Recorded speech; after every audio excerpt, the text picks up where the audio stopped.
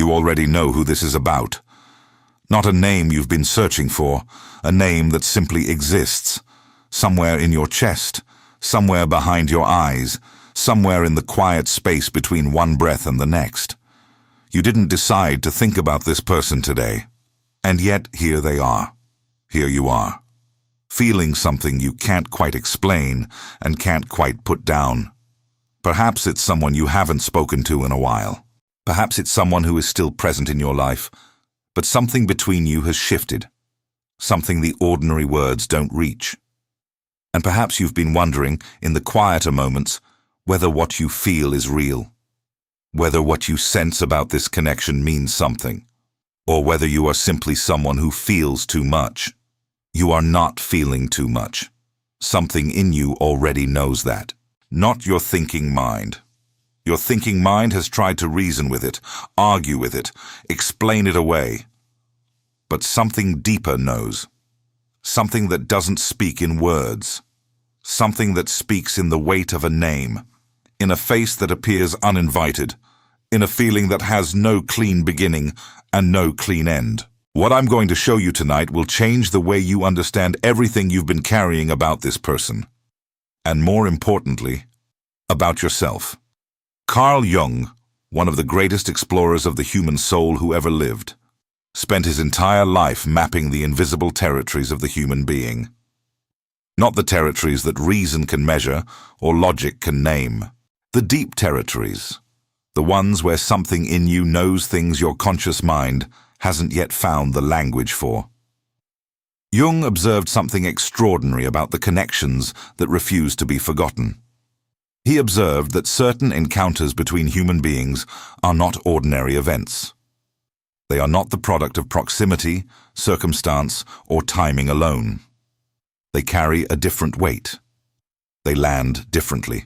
They leave a mark that ordinary connection doesn't leave, and no amount of rationalization fully erases it. He called it the encounter between the anima and the animus. One plain sentence to hold on to. The anima and the animus are the inner images of the soul that every human being carries within. The feminine image living in the unconscious of a man, the masculine image living in the unconscious of a woman. And these images spend a lifetime searching to be recognized in the world outside. That is what happened the moment something shifted between you and this person. That is what has been happening ever since. Jung observed that the experience you're describing, that immediate recognition, that pull that lives beneath desire, that sense of having known someone before you'd truly met them, is not a romantic illusion. It is not the projection of someone who wants too badly, or hopes too much, or has confused longing with reality. It is the unconscious speaking. And the unconscious, according to Jung's framework, does not lie. It does not always speak clearly. It does not always speak at convenient moments. But it does not lie. When something in your body recognizes a soul before your mind has had time to reason about it, that is not an error. That is information. That is your unconscious telling you. This person carries something you have known for a long time. Something you have been looking for without quite knowing what you were looking for. And you felt it, didn't you? There was a moment. Maybe a first encounter. Maybe a particular look. Maybe a conversation that went somewhere ordinary. Conversations don't go. Where something in you quietly said, you. Not dramatically. Not with fanfare.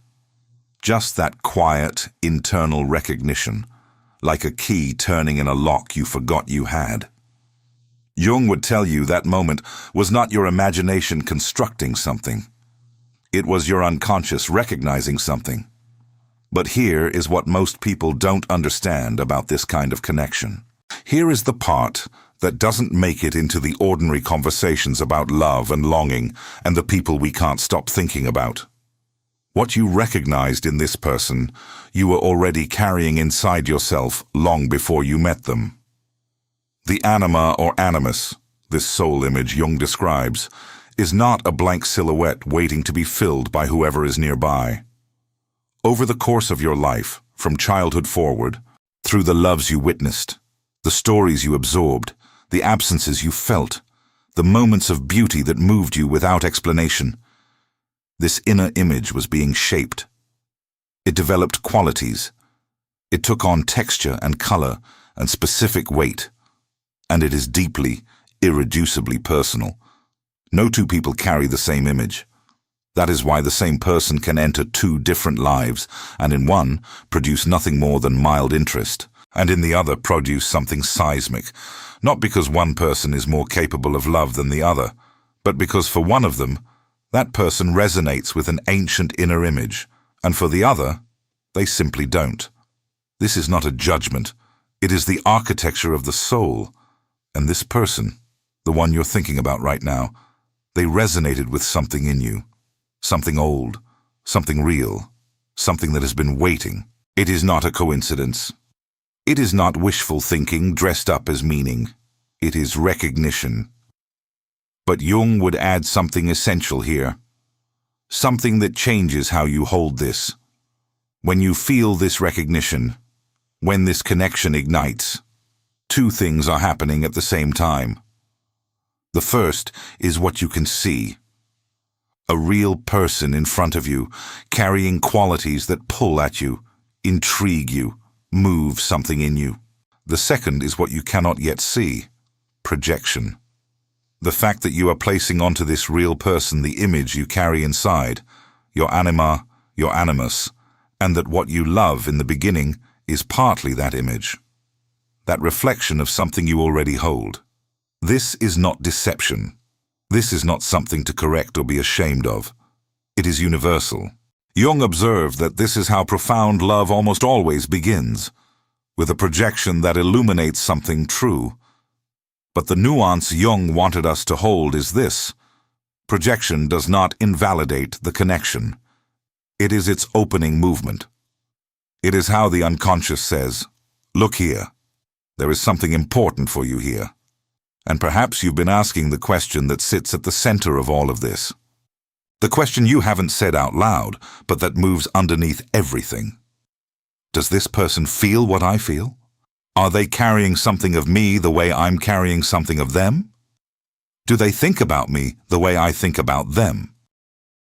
And somewhere in you, you already know, not with the certainty the mind wants, not with proof, but something in you has perceived, without being able to explain it, without being able to demonstrate it, that the space between you is not empty, that something moves through it, that you are not alone in this, in the way you sometimes fear you are. And here is the paradox Jung asks us to look at directly. Souls that truly recognize each other cannot simply forget. One sentence, hold it. Souls that truly recognize each other cannot simply forget. This sounds perhaps like comfort, but follow it deeper, because the truth in it goes further than the surface suggests. Jung observed that when two unconscious systems recognize one another, when the inner image of one finds its echo in the presence of the other, something is created that is no longer merely interpersonal. It becomes intrapsychic. It lives inside each of them. Which means that even when one of them decides to create distance, even when life separates, even when fear intervenes and builds walls, the connection does not disappear because one decides it should. It continues to live in the unconscious. It continues to send signals. That is what you are experiencing, the thoughts that return without being summoned, the dreams that place this person in unexpected scenes, not always the scenes you'd choose, but carrying their energy, their presence, something unmistakably them. The moments scattered through an ordinary day, a song, a specific quality of afternoon light, a phrase someone uses, where something in you quietly registers. Them. These are not obsessions. They are not weakness. They are not symptoms of something that needs to be corrected by willpower. The unconscious does not lie, and it does not waste its signals. Jung would say, listen, not to feed the waiting, not to sustain suffering, but to understand what these signals carry. Because they carry something.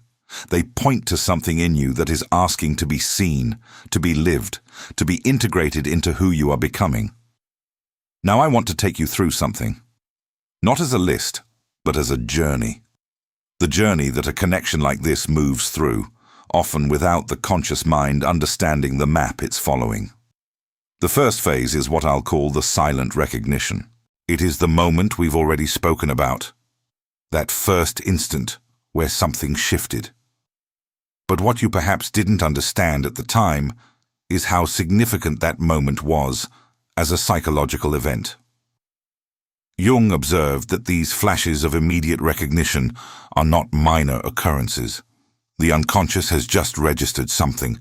It has identified a resonance, and it begins immediately, beneath the level of your awareness, in the deep layers, to make room for that connection.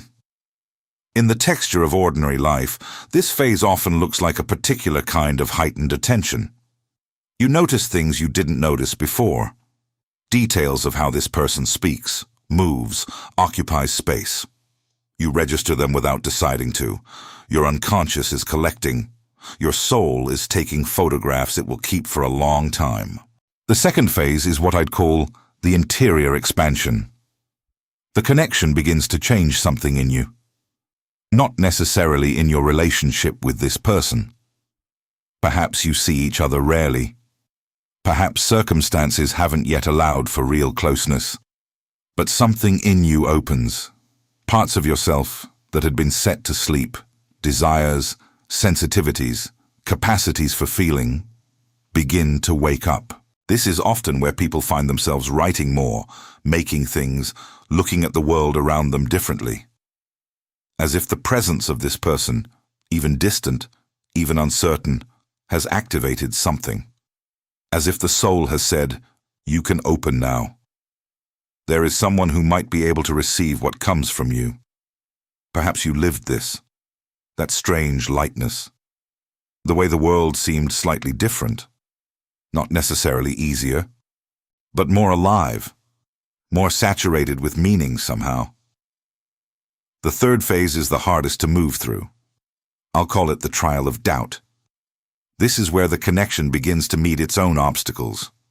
Sometimes those obstacles are external, circumstances, distances, silences that settle in, misunderstandings that accumulate. Sometimes they are internal, old fears, old wounds, the stories you tell yourself about what you deserve or what is possible for you. And in this phase, doubt arrives. You begin to question whether you imagined something, whether the connection was real, or whether you've been narrating a story that your heart needed to believe. Jung observed that this phase is nearly inevitable in deep connections, because deep connections threaten the protective structures the ego has carefully built. The ego prefers the safety of the known, and a connection that touches the soul also touches the deepest vulnerability. So the ego defends itself. It produces doubt. It produces distance. It says, "Step back. This isn't safe."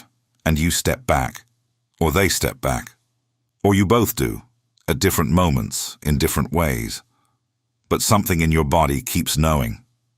Something in you doesn't fully believe the doubt, even when your mind articulates it with perfect logic.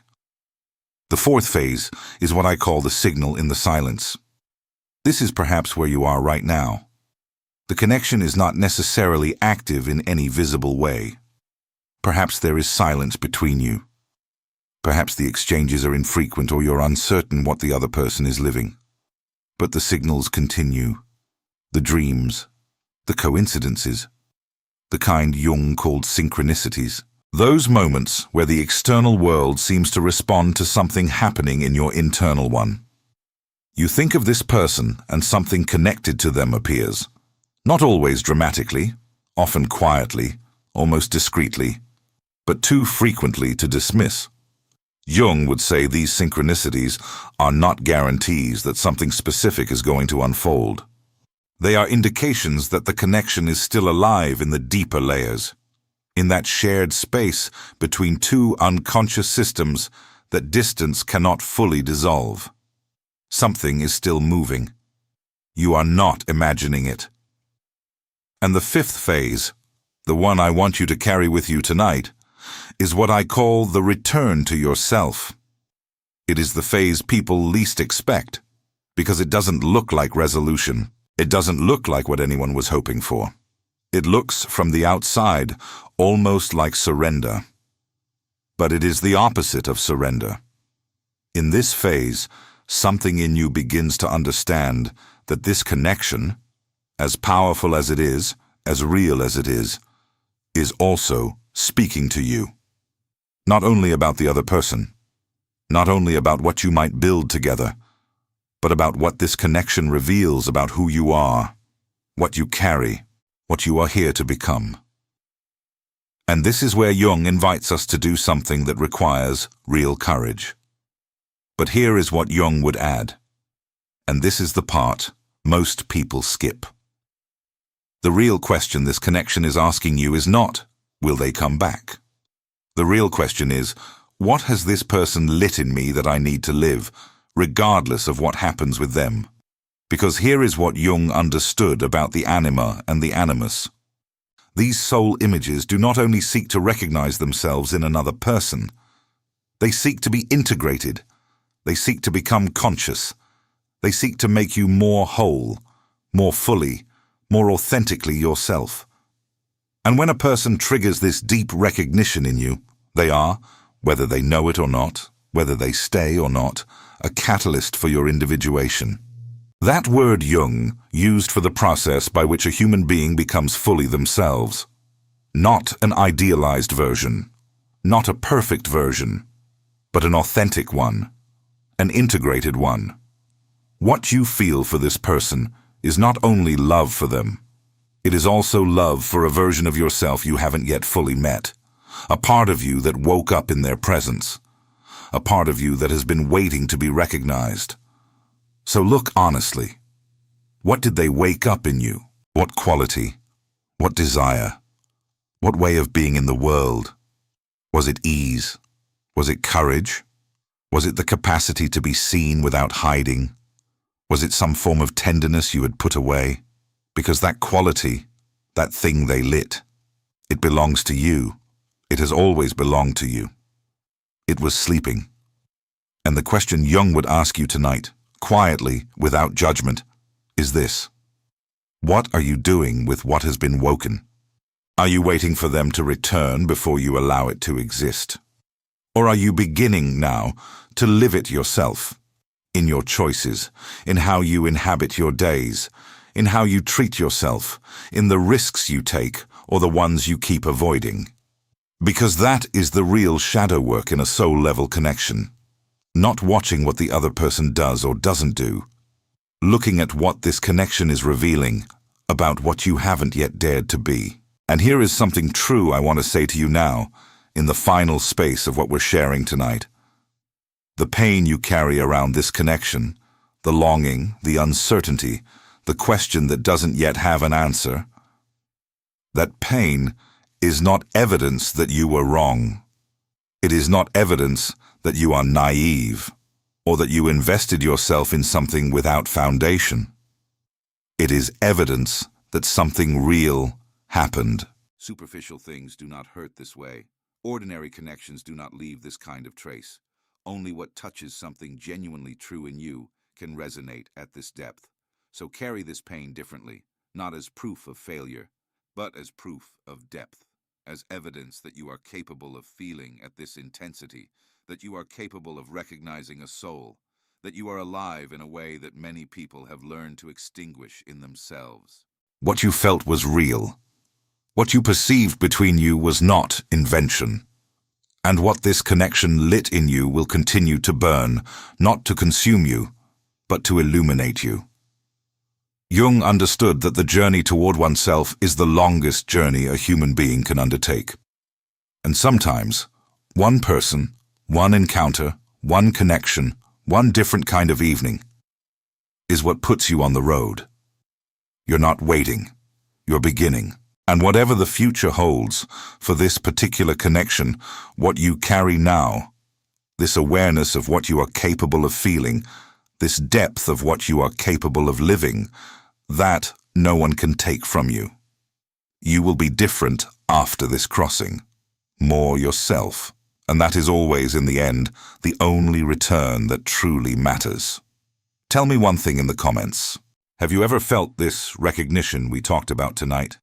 That sense that someone entered your life in a way you couldn't yet explain, but something in you knew? One word is enough. If this reached something in you tonight, share it with someone who needs to hear it. Someone who is perhaps carrying this in silence right now. Subscribe for teachings that go this deep every week. You are not alone in what you're carrying, and you are not as far from yourself as it sometimes feels. Sonnet 4, 6.